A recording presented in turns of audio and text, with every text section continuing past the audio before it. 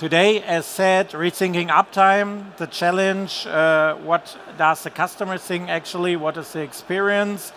Then we will see what could be a kind of new metric, and Lukas will explain this later. First of all, we really are on a good way in terms of charging infrastructure, and we see that the expansion was very, very good. Public high-power charging grows, and it's even faster than the BEV stock grows. And in some markets, we have already, in our opinion, oversupply, so there's definitely enough infrastructure. We only have to change the old hardware with the new hardware. Software is regularly changed. So this is very, very good. And to give you a feeling about it, we said in these markets, in Benelux, we have more than 100 battery electric vehicles per high-power charging point. And that's very good. In other countries, we still have to improve. But this gives you a good feeling that we are in many countries, really 78 battery electric vehicles per charging point in Germany, for example. In our opinion, that's a really good number, and we could be happy with this.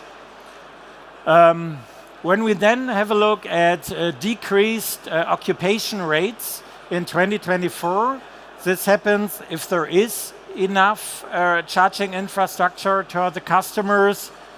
You see that the occupation rate is still decreasing. Some of the absolutely premium high-power charging providers are still above the economic hurdle, but for the others, some of them are still struggling, and that's why we talk about a market consolidation, and everybody's waiting for a market consolidation, which is not happening yet, but which will happen, so that you don't have like 15 or 20 CPOs.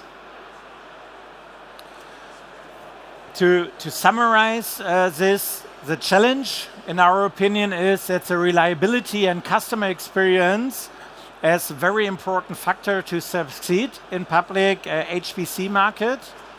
However, the existing KPIs used in the industry, like uptime or share of regular session, that's, in our opinion, a lack of standardization and comparability from the customer perspective. And that's the reason why we want to rethink it, that we have especially the customer perspective kind of end-to-end in our mind, so that we have in the end a very happy customers, and KPI where all the ecosystem leaders can discuss about it, because uptime, and you will see it here, is definitely not enough. Why is it like this? You see the uptime performance, and we work together with Charging Radar on this. We do this regularly. The uptime is very high, but never it succeeds almost never about the 98%. So the KPI uptime is a kind of measuring, it measures reliability. But the industry targets are above 98%, which we don't reach very often. In 2024, the average uptime was around 95.5%. And some of the selected public high-power charging CPOs, they struggled to reach values above 98%. 98% doesn't sound that bad, but if a customer, if it is, for example, here, 93 of 100 customers could have a successful charging attempt, but 7 will never. And if we then have a look at the next slide, we see a kind of the problem. In 2021, and I started with doing the charging test at P3, and we have done around 50,000 already. 2012, I would say, with BMW i3. So that was one of the first battery electric cars which we tested across whole Europe. And you can see one charging attempt successful, one charging attempt failed. So there was around a 50% quote of charging success. And you see, we are much better now. But if you have 86 happy customers and 14 unhappy customers, that's definitely not enough because customers are charging regularly. So many customers have a bad feeling with charging and failed during charging. 15% failed before charging, 85%. And this is not a very good number. And that's the reason why we think that the positive trend in successful charging attempts is reached, but the shift towards customer-oriented KPIs, achieving 95% charging success rate, needs to be the industry goal. And luckily or thankfully, all the industry leaders share this opinion, and that's the reason why we want to show you charging success rate is very, very important. Customer success rate, very important. And that's the reason why we try to find a solution to bring this to the customer. And to summarize it, how to solve it, we have 90% uptime versus 1 out of 5 charging attempts is not successful for the EV driver. And that's the reason why we think uptime is not enough, but it sets a basic target for the customers. But mistakes and customer complaints are still present due to several influencing factors.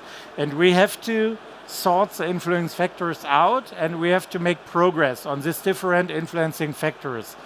And in a collaboration approach with the industry partners, a new KPI is being developed for measuring benchmarking customer success rate, and we call it the charging success rate.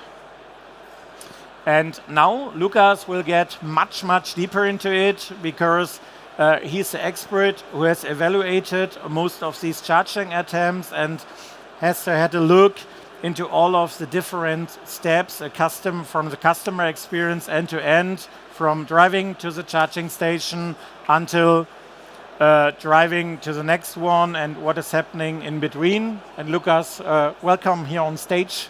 I'm happy that you are the real expert. Thank you. Thank you, and good afternoon also from my side. As Markus mentioned, I will now provide you a deep dive into more the metric, the logic behind, and also what is our, let's say, scope we are looking at. First of all, we all know that there is a high complexity in the charging ecosystem, especially for public high-power charging, with also a lot of new features evolving, new interfaces or evolving interfaces. And the question is then, what is the scope when benchmarking or assessing the actual customer experience on site? And from our perspective, it should have a strong focus on the CPO, but also the overall ecosystem that the CPO is operating. So from the charging hardware, but there's also the backend system, integration of payment terminal, and so on. And our motivation is also now moving more and more into an early mass adoption or mass market in eMobility. That the experience of the customer needs to be comparable to the let's say gas station visit. So we have now a lot of new customers coming, and they need to have a similar experience and high quality. And I think it's not just anymore the early adopters or the early techies that drive electric today or in the next months, next years. So the question is how to scope it. We basically pretty much focus on the CPO perspective, to measure then the real charging success, to take into account the customer perspective. And coming from the ecosystem overall, and moving to the customer journey. So it's just an overview how you can structure a customer journey. Usually you have a part before use, where you select or where you know by heart what is a charging station that you would like to stop, that you would like to use for charging.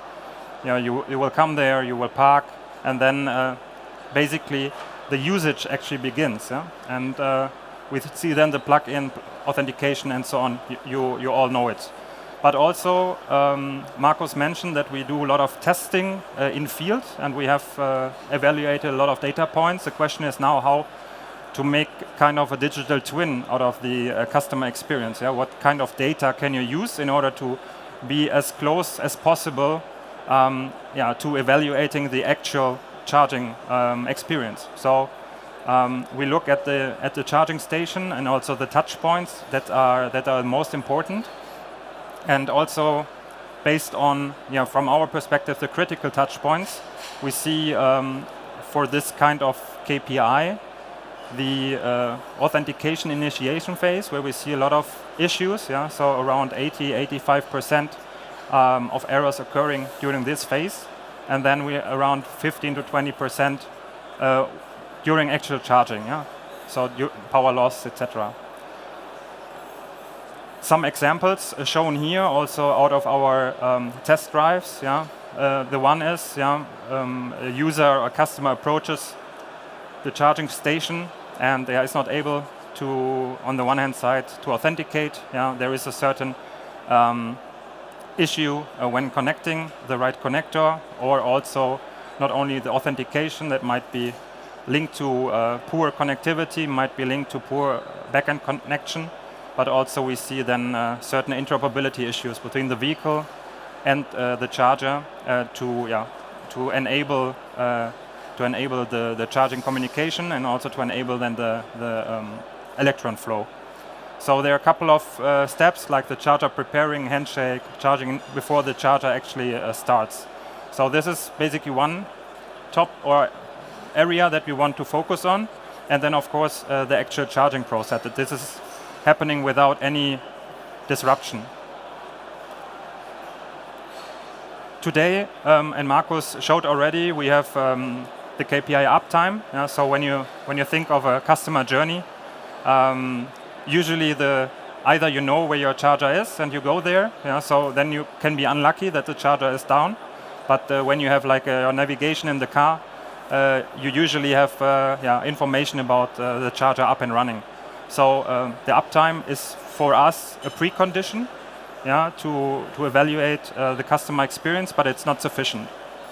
And we also see first KPI indications like share of regular sessions, for example. That is very much time-based, evaluating a success in charging, looking purely at the duration of the charging session, like are there some anomalies regarding very short charging sessions, very long. So there's sometimes then a definition of charging sessions low or shorter than 4 minutes. There has to be something wrong for high power charging. The same for a charging session that is going many hours already. But we see also that there is a big gap in the very, let's say, critical part, the authentication, because at the moment, if you're not on site, you cannot really measure with the actual or with the KPIs today, you cannot measure the authentication part and the initiation between the vehicle and the charger. So our goal, or also our approach, would be to establish a KPI, the charging success rate KPI, that basically starts at the beginning on site when the customer interacts with the charger, either selecting the connector or authenticating first, and then basically until the end of a charging session, hopefully then the successful charging session. And the idea is also to have this, and this is also how we calculate it, in the first attempt. So for example, I came here from Osnabrück, from our location, from our office 2 days ago. I stopped by quickly. I just had to stop for 5 minutes. I walked to the charger. It's a brand new car actually, and the first attempt was not successful, and there was just mentioning there's an error with the vehicle. I had to try a second time, and then it worked. But the question is how we can improve it, and also how we can benchmark and how we can measure it to make it better and more robust in the future.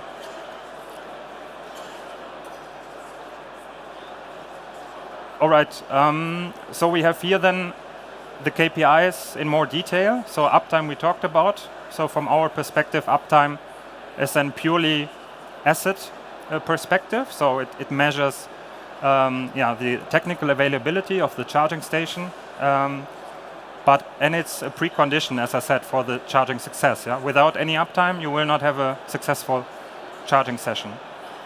I briefly talked about the share of regular sessions.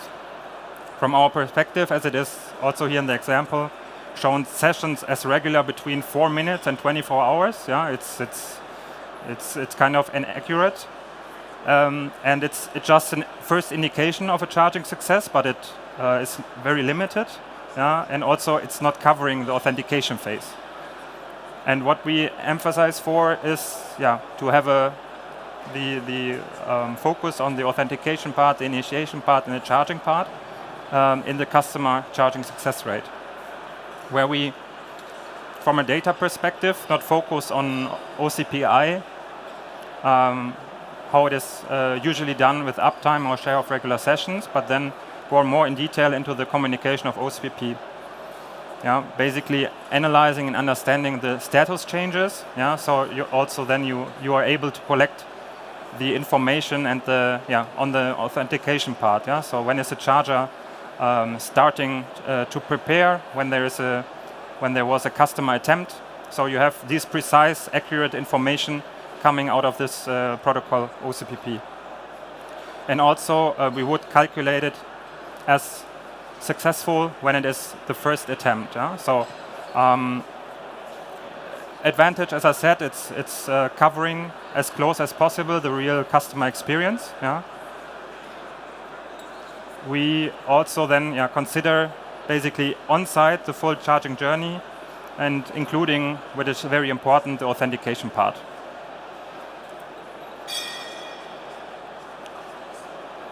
So as a summary of the presentation, we are currently working on bringing this metric also to life. We see the uptime as a very, very valuable, essential precondition, but there needs to be something in addition. And from our perspective, it would be the charging success rate, where we track and evaluate sessions that are successfully started and ended in the first attempt, divided by all the charging attempts. And currently we are also developing a fact sheet together with the Nationale Leitstelle here in Germany, Ladeinfrastruktur, working here on a first fact sheet in order to give a recommendation to the industry. And it's also then a call for action for you, for the industry, also to give feedback or raise certain questions, comments, so that we can also incorporate and shape it in the direction that the industry can work with it. Yeah. Thank you for your time. I think that's the last question. Yeah. Sorry, slide. Huh? And we have a quick Q&A option, I think. Are there other questions up front over there? Mic check. Yes, it's working. Great. Thank you very much for this presentation.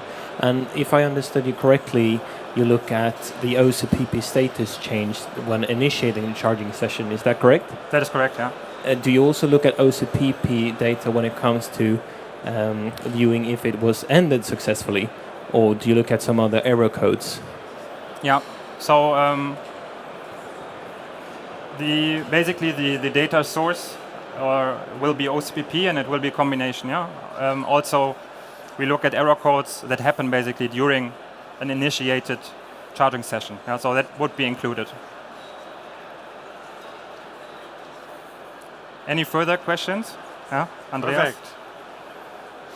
We really need some questions. That would be lovely to improve ourselves. Hi. What if the charging session would stop because of the EV? How would this count into the charging success rate? Because as a charging station manufacturer cannot prohibit that, and that would give me a bad KPI. Yeah. So, I mean, it depends also then on the quality of the error codes on the one side. Of course, there's sometimes let's say a gray zone where you cannot drill down or pinpoint the error to one or two or both or one party. So the question is here, more coming from the customer perspective. Yeah. So in general, the customer is not able to charge. Yeah. So there is a KPI for this, and the next step then also would be to kind of assign the error cause, but this then also is dependent, let's say, on the quality of the error codes. Yeah. If there is a proper error code stating that this is actual 100% EV failure, then that somehow can exclude it, yeah, or at least highlight it, yeah. Hello? Yeah. And the second question, what if the charger says you can charge it with 300 kilowatts, but then charging only happens with 50 kilowatts? Yeah. Is it also successful then? Yeah, it's a good question, and I think it's also then part of the evolution. Yeah, so I think at the moment we are not there from our perspective to evaluate the power levels, because what we see in the market that it's sometimes more critical. Yeah, charging can start or it cannot start, but when we see like the KPI increasing up to 90% or even higher, then also an addition would be implemented to focus on the charging power. Yeah. So. Andreas, I have a very clear view on this because I made this experience last week as I came to a charging station, want to charge with above 200 kilowatt, and there was a kind of load management, but even the CPO didn't know that there was a load management of 90 kilowatt.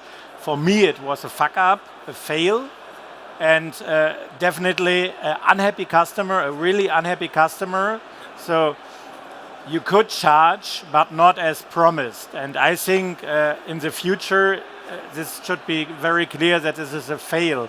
At least we have to let the customer know why he didn't get the maximum power for his charging attempt due to grid constraints, due to there are actually 6 vehicles with a very low SOC, and that's the reason why we can't provide 250 kilowatt to the customer. Otherwise, unhappy customer, and in my opinion, a kind of fail. So one last question, or? Huh? Time goes by. Thanks.